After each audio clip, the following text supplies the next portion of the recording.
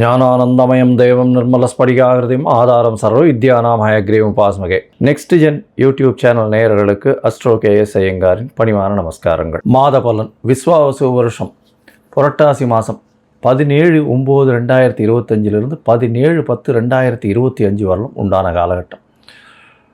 இந்த மாதம் மிகவும் விசேஷமான மாதம். தட்சிணாயனத்தில் மூன்றாவது மாதமாக சொல்லக்கூடியது பித்திருக்களுக்குன்னே உண்டான மாதம். அதாவது கோவிந்தா மாதம்னு சொல்லுவாங்க. அதாவது வெங்கடேச பெருமாளுக்கு மிகவும் ஏற்றமான மாதம். ஒவ்வொரு சனிக்கிழமையும் அதாவது வெங்கடாச்சலபதி இது சேவிக்கிறது ரொம்பவும் பெரிய விசேஷம். திருப்பதியில் மிகப்பெரிய ஏற்றங்கள் நடக்கக்கூடிய காலகட்டமாக அமையும். இந்த மாதத்தில் வரக்கூடிய கோல்சாரம் என்ன, இந்த மாதத்தில் வரக்கூடிய மற்ற விசேஷங்கள் என்ன அப்படின்றத பார்க்கலாம். இந்த மாதத்தில் கோல்சாரம்னு பார்த்தோன்னா காலபுருஷ தத்துவத்தின் 3வது ராசி அப்படின்னு சொல்லக்கூடிய மிதுனத்தில் குருவும், சிம்மத்தில் 5வது ராசியான சிம்மத்தில் சுக்கிரனும் கேதுவும், 6வது ராசியான கன்னியில் புதனும் சூரியனும், 7வது ராசியில் செவ்வாய் அதாவது துலாத்தில், கும்பத்தில் சனி வக்கரம் இருக்கார், ராகுவும் இருக்கார். இந்த மாதத்தில் பார்த்தோன்னா வரக்கூடிய மாற்றங்கள் 29/9/2025 புதன் கன்னியா ராசியிலிருந்து துலா ராசிக்கு போகிறார். 8/10/2025 அப்போது வாக்கிய பஞ்சாங்கம் பிரகாரம் புனர்பூசம் 3ஆம் பாதத்திலிருந்து குரு 4ஆம் பாதத்துக்கு கடகராசியில் போய் அதிச்சாரமாகி உச்சம் பெறுறார். இந்த குருவினுடைய அதிச்சாரம் தனியாக வீடியோ போடுறேன், அதை பாருங்கள். ஒரு ராசிக்கும் எப்படி இருக்கும்ன்றது தனியாக போடுறேன். ஏன்னா இது வருஷ கிரகம். கிட்டத்தட்ட ஒரு 4 மாதத்துக்கு மேலே 4-5 மாதத்துக்கு மேலே குரு அங்கே இருக்க போகிறார். ஏன்னா வக்கரகதியும் அடைகிறார். ஒரு 2 மாதம் கழித்து வக்கரகதி அடைகிறார். அதுக்கப்புறம் மிதுனத்துக்கு போகிறார். மிதுனத்தில் வக்கரகதியிலேருந்து திரும்பியும் அவர் இதுவாகி பிப்ரவரி வரணும். இந்த வக்கரகதியிலேருந்து வக்கர நிவர்த்தி பிப்ரவரி மார்ச்சில் தான் வரும்.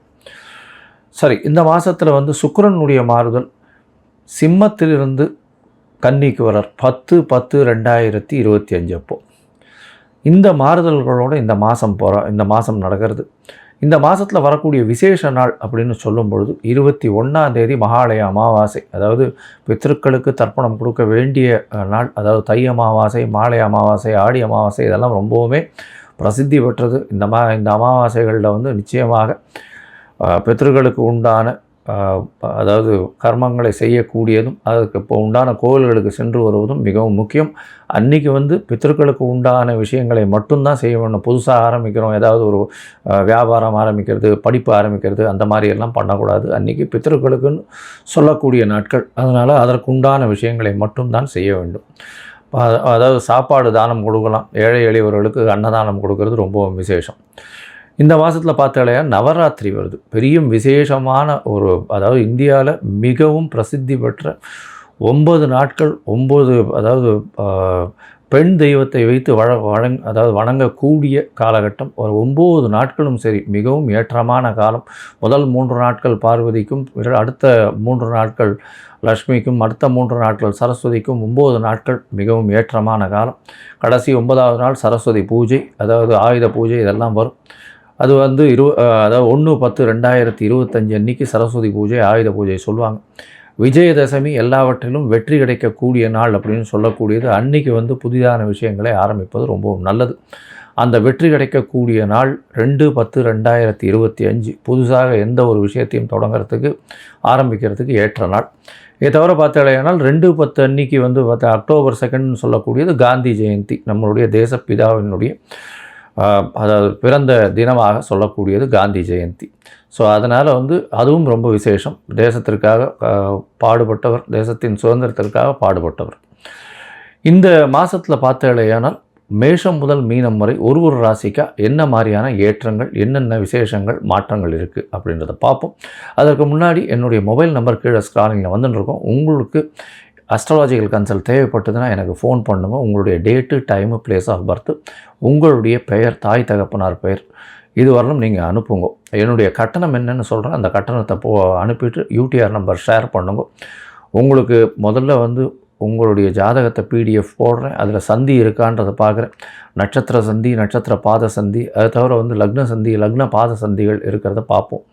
ஏன்னா எனக்கு தெரிஞ்சு 50 வயசு 55 வயசில் இருக்கிறவா எல்லாமே இந்த பாத சந்தியில் வந்து ரொம்ப இந்த லக்னத்துக்கு இந்த தசை ரொம்ப நன்னா இருக்கும்னு நினச்சிட்டு இருப்போம். ஆனால் ரொம்ப மோசமாக இருக்கும். ஏன்னா அதற்கு முந்தின பாதத்தில் பிறந்திருப்பார். எடுத்துக்காட்டாக பார்த்தாலே ஏன்னால் விசாகம் 3ஆம் பாதத்தில் பிறந்திருப்பார். ஆனால் விசாகம் 4ஆம் பாதம்னு எழுதி விருச்சிக ராசின்னு வச்சுட்டு இருப்பார். 3ஆம் பாதமாக இருந்ததுன்னா துலா ராசி.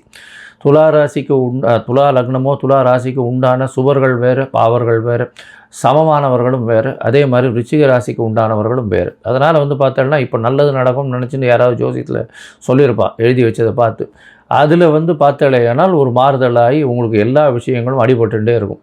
அதனால் அதை முதல்ல ஒழுங்காக பார்த்து சந்தியை சரியாக பார்த்து செஞ்சால் மட்டும்தான் உங்களுடைய ஜாதகம் சரியாக இருக்கும். அதற்கு பிறகு உங்களுடைய தசாபுக்தி, அந்தரம், சூக்ஷ்மம், இன்றைய காலகட்டத்தினுடைய நிலைமைகள், இன்றைய நிலைமையில் இருக்கக்கூடிய கோல்சாரம் நிலைமைகள் எப்படி இருக்குன்றதையும் பார்த்து உங்களுக்கு உண்டான தீர்வு என்ன அப்படின்றத சொல்கிறேன். இதன் மூலியமாக உங்களுடைய வாழ்க்கையில் வளர்ச்சியும் மலர்ச்சியும் இருக்கக்கூடிய வாய்ப்புகள் உண்டு.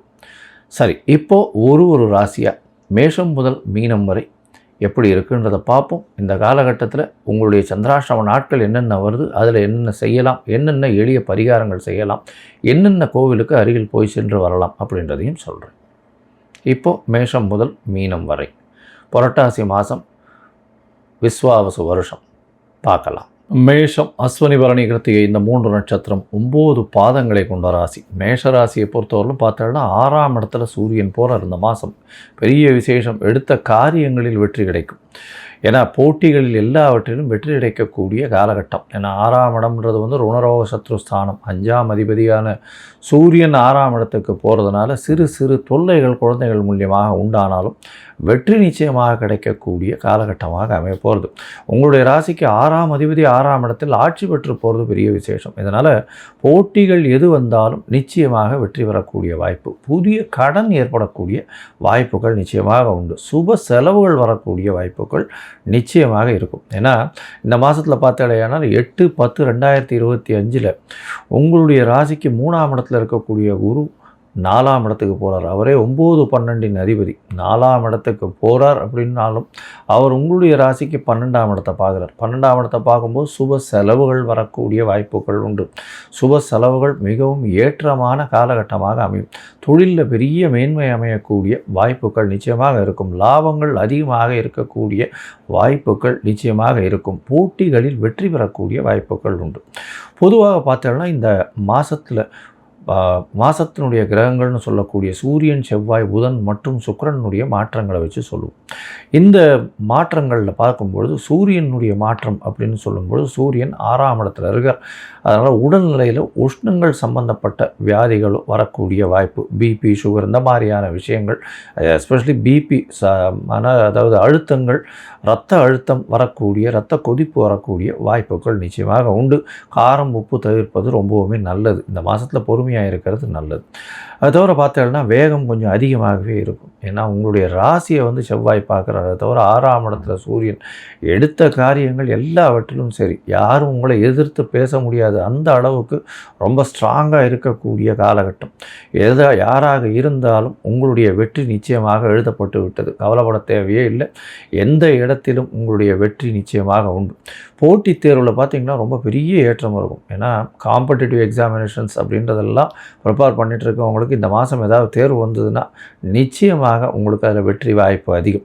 அது தவிர வந்து இடம் விட்டு இடம் பெயர வேண்டிய காலகட்டமாக இருக்கும். கவர்மெண்ட்டில் வந்து ஏதாவது பொசிஷன்ஸ் வரும். கவர்மெண்ட்லேருந்து வந்து உங்களுக்கு வேலை கிடைக்கக்கூடிய வாய்ப்போ, இல்லை கவர்மெண்ட் வேலையில் ஏற்கனவே இருக்கிறவங்களுக்கு மாறுதல் கிடைக்கக்கூடிய வாய்ப்பு நிச்சயமாக இருக்கக்கூடிய காலகட்டமாக அமையும். இந்த மாதத்தில் பார்த்தோம்னா உங்களுடைய ராசிக்கு சப்தமத்திலே செவ்வாய் இருக்கார். சப்தமத்தில் போய் செவ்வாய் இருந்து உங்களுடைய ராசியை பார்க்குறார். அதனால் அதுவும் அவரும் வந்து ரொம்ப வேகத்தை க்ரியேட் பண்ணக்கூடிய வாய்ப்புகள் தான் ரொம்ப அதிகம். ஏன்னா 7ஆம் இடத்துல செவ்வாய் இருக்கிறது அப்படின்னும் பொழுது எதிர்பாலினத்தோர் மூலியமாக சிறு சிறு தொல்லைகளும், பார்ட்னர்ஷிப் பிஸ்னஸ் இருக்கிறவர்களுக்கு சிறு சிறு தொல்லைகளும் வரக்கூடிய வாய்ப்புகள் நிச்சயமாக உண்டு.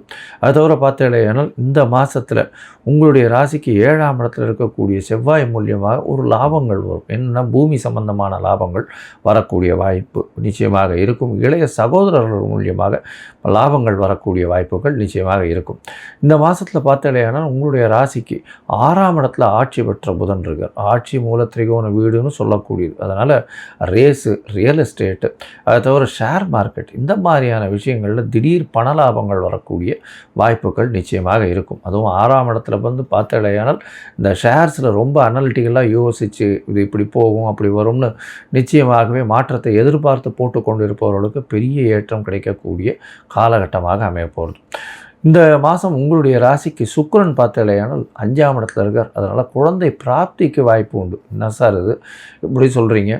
கேத்துவோடு சேர்ந்து இருக்கார் அப்படின்னா, கேத்துவோடு சேர்ந்து இருந்தாலும் சுக்கிரன் வந்து பார்த்தாலேயானால் உங்களுடைய ராசிக்கு 7ஆம் அதிபதி 7க்கு 11 இருக்கார். அது வந்து ரொம்பவும் விசேஷமான ஒரு விஷயம்.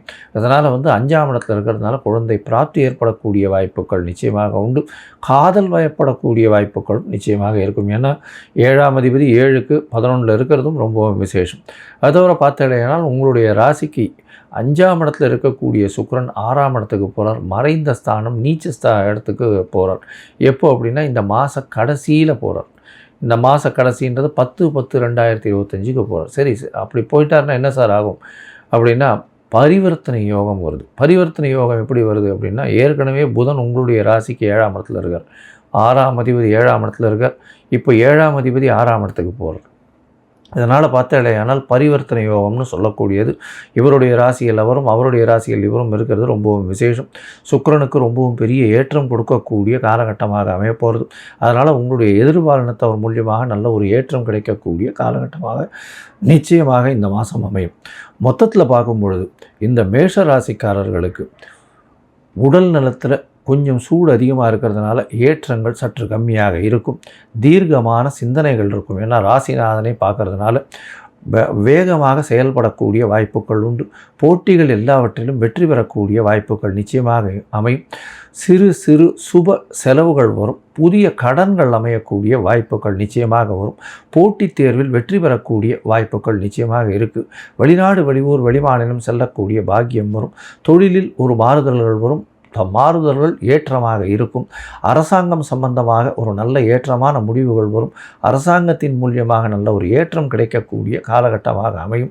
அரசாங்க உத்தியோகம் கிடைக்கக்கூடிய வாய்ப்புகள் நிச்சயமாக உண்டு. அரசாங்க உத்தியோகத்தில் இருப்பவர்களுக்கு மாற்றங்கள் கிடைக்கக்கூடிய வாய்ப்புகள் இந்த காலகட்டத்தில் நிச்சயமாக இருக்கும். இந்த மாதத்தில் பார்த்தாலேயானால் உங்களுக்கு சில நாட்கள் சந்திராஷ்டம நாட்கள்னு சொல்கிறோம். இந்த சந்திராஷ்டம நாட்களில் முடிஞ்சவர்களும் புதிய முயற்சிகள் வேண்டாம், வெளியூர் வெளிமாநில பிரயாணம் வேண்டாம்னு சொல்கிறோம். இந்த சந்திராஷ்டம நாட்கள் அப்படின்றது பார்த்தோம்னா 26/9/2025 28/9/2025 வரலும் இருக்கக்கூடிய நாட்கள். இதில் புதிய முயற்சி வேண்டாம், வெளியூர் வெளிமாநில பிரயாணம் வேண்டாம். ஒருவேளை பண்ண வேண்டி இருந்ததுன்னா சந்திரனுக்கு உண்டான எளிய பரிகாரம்னு சொல்லக்கூடிய அருகம்புல் அருகில் இருக்கக்கூடிய விநாயகர் கோவிலில் போய் போட்டு அது ஒரு 10 தோப்புகரணம் போட்டு போங்க. எல்லா விதமான காரியங்களும் நிச்சயமாக நிறைவேறும். சரி, இந்த மாதத்தில் வந்து உங்களுடைய ஜாதகத்தில் தசாபுக்தி சரியில்லை அப்படின்னா லக்ஷ்மி நரசிம்மரை போய் வணங்குங்க. கண்டிப்பாக செவ்வாய்க்கிழமை லக்ஷ்மி நரசிம்மரை வணங்கிட்டு அவருக்கு பானகம் சமர்ப்பிச்சுட்டு வாங்கும். உங்களுடைய வாழ்வில் மிகப்பெரிய ஏற்றம் மாற்றம் நிச்சயமாக வந்து சேரும்.